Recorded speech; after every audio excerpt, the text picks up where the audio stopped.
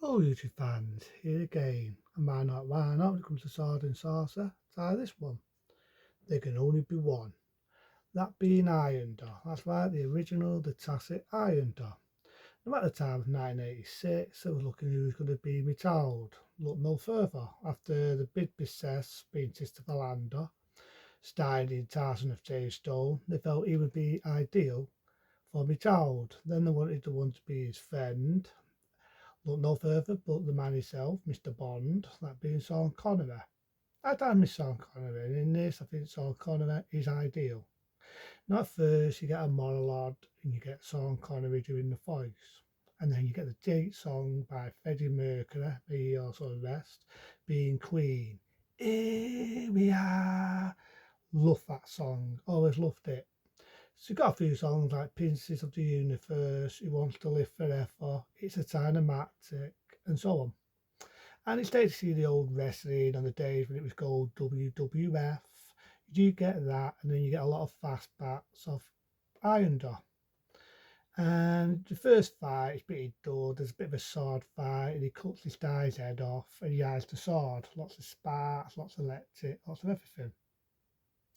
I also like the fast part where you get told and he gets killed, what you think gets killed. And I also like the mask what the touring wears. I've got the right one. I think it's the touring, the villain. That reminds me of Stellator, the mask, Stellator mask and everything. And he's telling everyone not to touch him, leave child alone, he's, and until you find out why when he gets stabbed by the sword. Turns out he's going to be headed, but lucky enough, he goes in the nick of time because he gets delayed.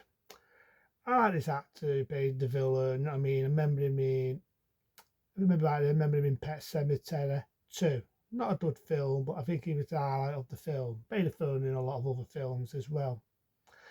And like I said, they think he's dead. His wife thinks he's dead, but he's not. And all of his mates turn their back on my child. And you got that idea a couple of days later, he's remarried, and then you meet Sean Connery. And Sean Connery tells him that he can't die, the only way he'll die is to be beheaded. He also tells him he can't fall in love with the woman, can't have kids. If he does, it'd be heartbreaking because he can't get old, she can.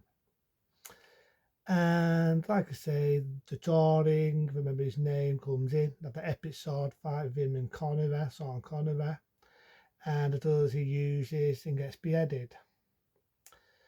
But a couple of years later, the sad story is his wife dies, she ages and everything. And you do get a story here and there, like you get this reporter in the modern time, even though the film came out in 86, it obviously was filmed in 85, because there's bits where it mentions 1985.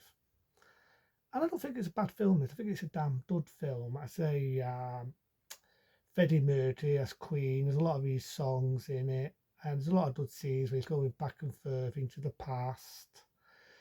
So what can I say about Highlander? It's a good one. It's a good one. So like I say, there's an epic sword fight. There's a bit in the church where the Torin says, I like it. It turns out, having through the film, he's raped his woman, who he thought was Sean Connery's woman, not the case. And he threatens him. And as I say, there's a bit of this guy goes, shoots him up, gets back up, stabs him with the sword. And so on. So like I say, there's a bit of adventure, there's a bit of fantasy in it, there's a bit of everything. So halfway through the film, like I say, there's a bit of bonking, and the Tory comes in, he kidnaps Christopher Landers' woman, there's a bit he meets this other lady, and it turns out in World War he saved her when she was a little kid. Got to be dead, he can't die. You can shoot him, you can blow him up, you can do anything. The only way he dies is to be beheaded. So, like I say, he kidnaps his woman and he offers him to come for him, being Sister Highlander. And he does. And I love this scene. I fucking love this scene. It's so epic. The sword fight, that's so good. And the thing is, right, with Sister Highlander, the thing is, he's partly sighted, so we could barely see what he was doing where he was filming this. But the sword fights, the choreography of the sword fights, it's just brilliant. It's a highlight of the film. So he has this sword fight, his woman tries to save him, he knocks her on her ass. There was a bit where Connery sliced his throat, so he does have this weird voice. And again, he has his sword fight, but then Christopher Lander, as my child, he gets a one lucky break, he slices his neck, feels it torches his head to roll off and fall off onto the floor. And the sparks come out and hits him and it turns him mortal.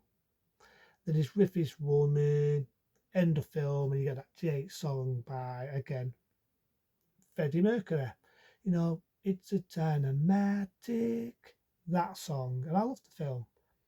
And like I say, back in 86, this became a big hit, became a classic, made loads of sequels, mega TV series, and no delight to see the fucking remake. You've heard what I thought of the remake. Wasn't wanted, wasn't needed. So I've no desire to see the remake, none at all. To me, as they say in this film, there can only be one, and that to me is this one. It's a classic. Like I say, it was very successful when it came out, and it made a new man, that being Christopher Lander. Now, tanted. Christopher Lander was big to begin with after doing Tarzan of Taystone, and he wouldn't have done Tarzan of Taystone. He wouldn't have got the role of Highlander as Midgard. And I like Sean Connery. I like his voice. He has a presence. And when you think about it, he was going to get killed off, but it does. Money talks, and that's when they made the sequel, The Quickening, which I'm also doing on. I know a lot of people are not a lover of The Quickening. People said it disobeyed the rules of the original, being this one. But I don't mind it. To me, it was one of the last decent ones. If it's Sean Connery, again, it's a highlight. But this one, it's a classic.